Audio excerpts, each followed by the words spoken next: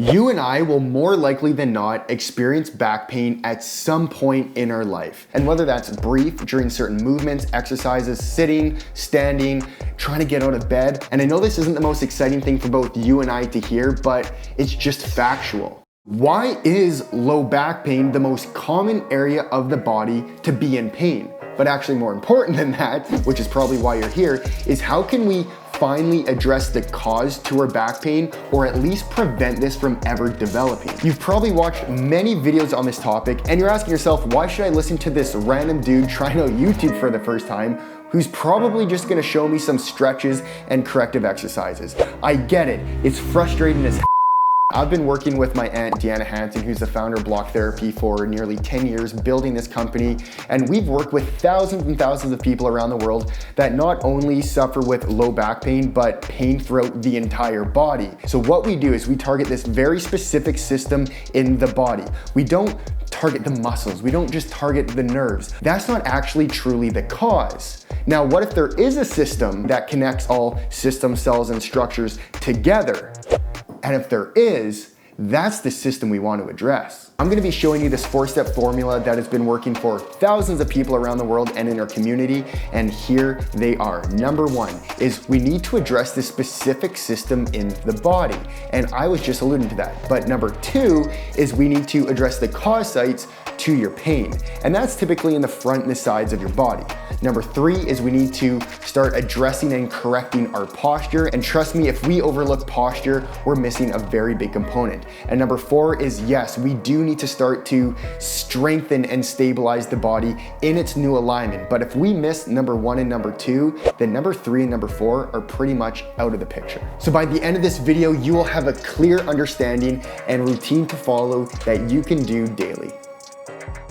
We typically address back pain by releasing those tight muscles and strengthening the weak muscles, but that's us just really focusing on the muscles. Other structural issues can occur directly in the spine, such as the discs, the tendons, the ligaments, etc., and that can be applying the pressure on the nerve, which is sending that signal saying, yo Jimmy, something just isn't right. And now boom, you are in low back pain. So I mentioned muscles, tendons, ligaments, discs, blah, blah, blah, the list goes on. You need to understand this is not the cause of your pain. This is just the result. Now, what system is this? What am I referring to? This is the fascia system. This is your connective tissue. It holds the entire body together, literally from head to toe. So you can have back pain, but the issue could actually be caused somewhere completely different, or where you never would have thought that would have initiated from. So if we are sitting at a desk all day, if we are working at technology, and then we decide to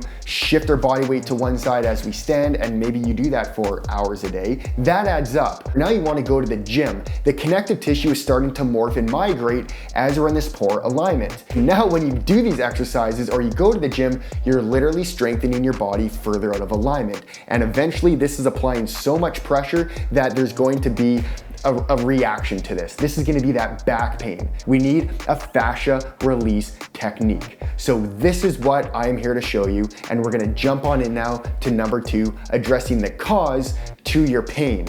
And that's by using a rolled up towel. So let's jump on in the set. I'll see you there.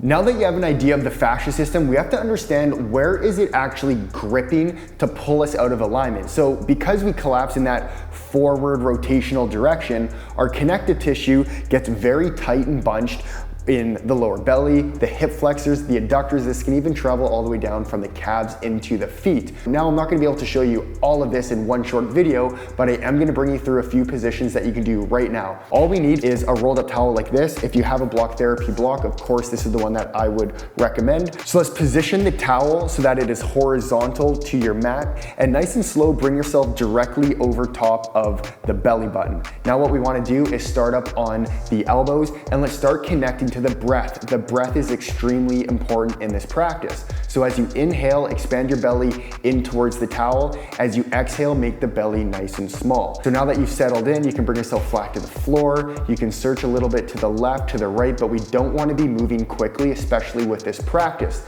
Now that you've spent the 3 minutes here as a minimum, place your hands under your shoulders and exhale up and off.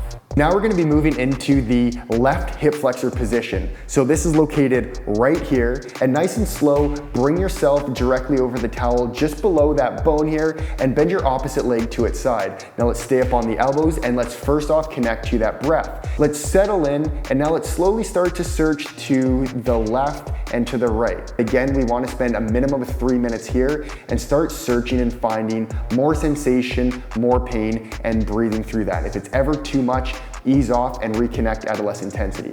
When you're ready, place your hands on your shoulders, exhale up and off, and now repeat that position on the right side. So you may have to pause this video. Moving on to the final position, we're gonna be working in the piriformis, which is a fairly deep muscle in the butt. So let's lay flat on your back, bend your knees, lift the pelvis up, position the towel right in the middle of the glute area, and now let's bring your pelvis down to the towel. Because we're on the left side, let's straighten that left leg, keep that right leg bent, and let's slowly start, again, searching for more pain and sensation. Slowly start to search to the left, make sure you're breathing through that belly, and then you can start searching towards the right. You can lift that leg off the floor. We wanna start creating some movement, but also finding some sensation and releasing that to take that pressure off of the back. Again, spend a minimum of 3 to 5 minutes here. When you're ready, bend both of your knees, feet flat on the floor. Exhale up, lift the pelvis up, bring that towel over to the right side. Now we're gonna focus on the right glute and repeat this entire position. So this routine on its own is extremely powerful. You can perform this every single day to just really cause that release in and around this area. And now let's jump on to number 3, which is correcting your posture.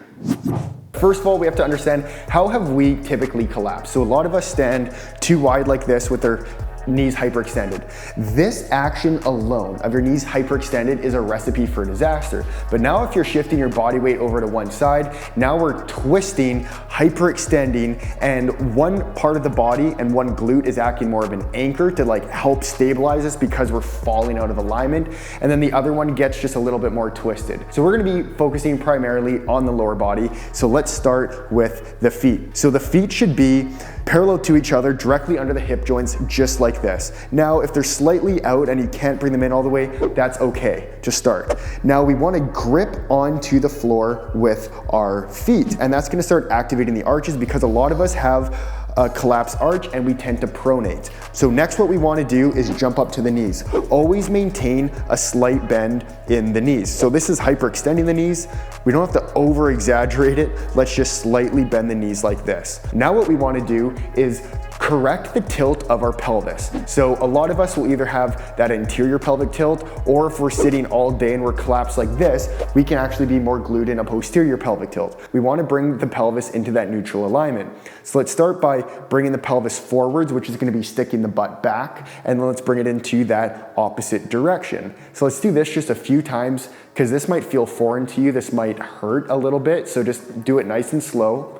And then let's find that middle action. This is where the pelvis should be aligned. So now that I talked about the diaphragm muscle is where we should be breathing from, and we did that when we were doing those fascia decompression classes, we also want to activate the perineum and the pelvic floor muscles. And this is gonna sound funny, but as if you're holding a bowel movement, we need to activate those muscles as well. This is gonna help create more stability in the pelvic floor. So with the combination of the feet, the slight bend in the knees, the proper alignment with our pelvis, activating the pelvic floor, breathing through the diaphragm, now let's bring about 60% of our body weight onto the heels. When we're leaning forwards too much, this is applying a lot of tension all the way in the back here, then this can build all the way up. So let's bring our center of gravity where it should be. So that is how you should be standing correctly, and all of these same rules apply for when we're seated as well.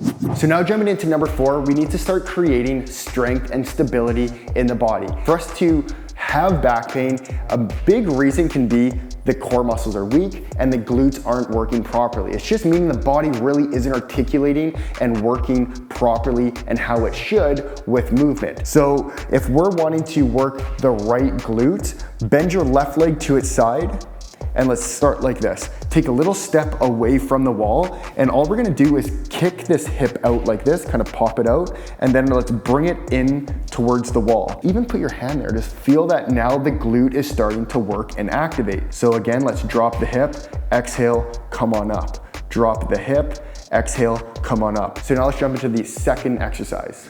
Okay, so now let's lay flat on our back. Let's bend our knees, keep our feet flat on the floor. And now what we wanna do is start creating some pelvic tilts. Create that arch in that low back, and then bring and push that low back into the floor. You'll feel as we do this action, we're engaging the core muscles more, and now this is actually a perfect position to start engaging the glutes more. So if we are wanting to jump into a glute bridge, this is a great area to work and to start from. We now understand the posture, let's start creating more movement. So let's jump on into the full-blown cat-cow if you're not experiencing pain doing this. If you do experience pain, then keep doing the fascia release techniques and then keep working with these movements here. So now let's come onto all fours and let's externally rotate the hands like this, grip onto the floor slightly, have the knees positioned like this. And now what we're gonna do, instead of doing a full-blown cat-cow like this, all we wanna do is start activating the pelvis. Let's tuck that pelvis in a bit. So we're kind of hiding, tucking the tail, and now let's over-exaggerate and stick that butt out. So now you can hold this for a few breaths, make sure you're breathing through that diaphragm. Exhale, bring it into that opposite range. And now to mix things up, you absolutely can do a full-blown cat-cow just to get the whole back activated. And then let's come back into this position. So now we're jumping into the third exercise and the final exercise, which we're gonna be focusing on the glute bridge. And there's a lot of modifications that you can do for this exercise, but it's so important we understand that pelvic tilt and that proper pelvic alignment. When you brace the core should be engaged, meaning if you're to take a punch, you should be able to engage that core. So now these low ribs are in that correct alignment. We talk about breathing through the diaphragm, which is so important. So now try to expand the belly and the rib cage while we're in this position.